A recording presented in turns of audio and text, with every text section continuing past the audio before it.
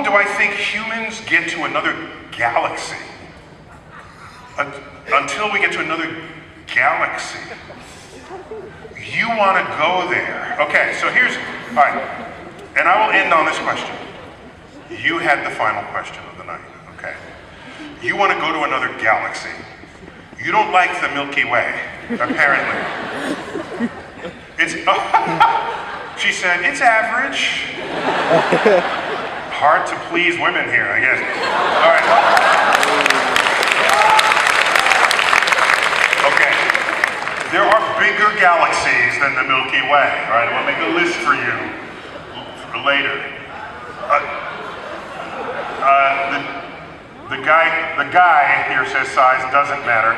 The lady disagrees, apparently.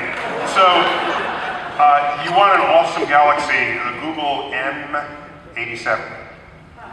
It has 1 trillion stars. 1 trillion. You know how long it will take to count to 1 trillion? 31,000 years. You cannot count the number of stars in that galaxy. Sounds like that galaxy's made for you. All right. It has an awesome black hole in its center that's gobbling up all matter, clouds and stars that come by it. So you want an interesting galaxy to visit. So here's the problem. Here's the problem. The fastest spaceship we've ever launched, fastest, is now on the way to Pluto. There's a rule in astrophysics, if you do an experiment, you need the experiment to end before you die, okay? So to get to Pluto, they got a very light space probe and put it on the biggest engines, rocket engines we had. So that way you have low mass, high thrust, you have high speed. At that speed, and I forgot the exact speed, it got to the moon in 6 hours, when it took astronauts 3 days to get there, all right? It passed the moon in 6 hours after launch. It's booking, getting out there. If you hitched a ride on that and said, aim for the nearest star, not Pluto, because it's going to get to Pluto in just 2 years, 2 or 3 years. Go take me to the nearest star, this fastest hunk of hardware that humans have ever launched. When would you arrive at the nearest star to the sun?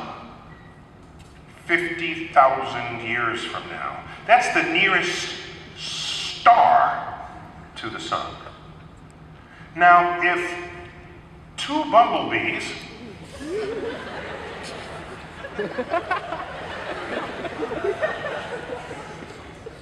that's really too obscure. I'm not going to use my bumblebee. So it's 2 stars out of 100 billion. The nearest star is 4 light years away. Just found an Earth-like planet around that star, by the way. Take you 50,000 years to get there. How about across our galaxy? We are 100,000 light years across.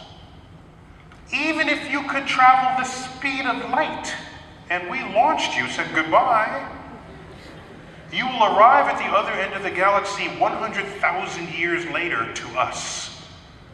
And then by the time you got back, we would have all forgotten about you, all right? If there's civilization at all.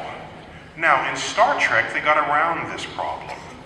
They invoked the warp drive. What they said was, we're here, the edge of the galaxy is far, let's warp the space between there and here. Okay, so there's the galaxy, and then you warp it. And then you take a bridge, what's essentially a wormhole, but the concept didn't exist at the original Star Trek. Later on, they would introduce it. You go a cut through the space. You warp the space, you go a bridge, and then you unwarp it. So that way you don't actually cheat by going faster than light. You cheat by taking a tunnel through the fabric of space and time. End up on the other side of the galaxy during the TV commercial. See, that's how that works. So you get across there in 2 minutes rather than 100,000 years. Now, the nearest galaxy to us, big galaxy, is Andromeda, 2 million light years away. So at the speed of light, 2 million years. So we're not going anywhere because the distances of space are incommensurate with the longevity of our biological form. So either we find a new understanding of the fabric of space-time, or you give up this dream of marrying a big galaxy, okay? And I'll leave you with the following consideration.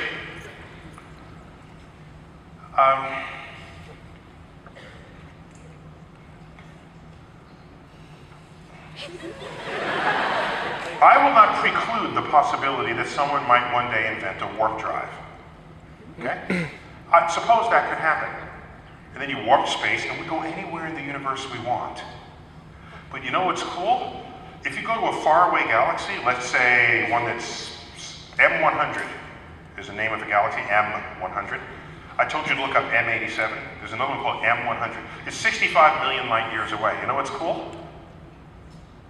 Light from the asteroid that is making the dinosaurs extinct is only just now reaching that galaxy. That is awesome. So in fact, if you bent space, went through a wormhole, came out the other side, you would have beaten the light. You'd get there in just a few minutes. You could go to that galaxy, whip out your telescope, and watch the extinction of the dinosaurs. That's cool. That's just... So, the universe is a kind of a time machine. You see things not as they are, but as they once were. And once you can travel back and forth among them, we're in a way traveling through time. And I don't know if we're mature enough to make that happen and to not end our own civilization in so doing. You'll have the Time Lords. Well, that's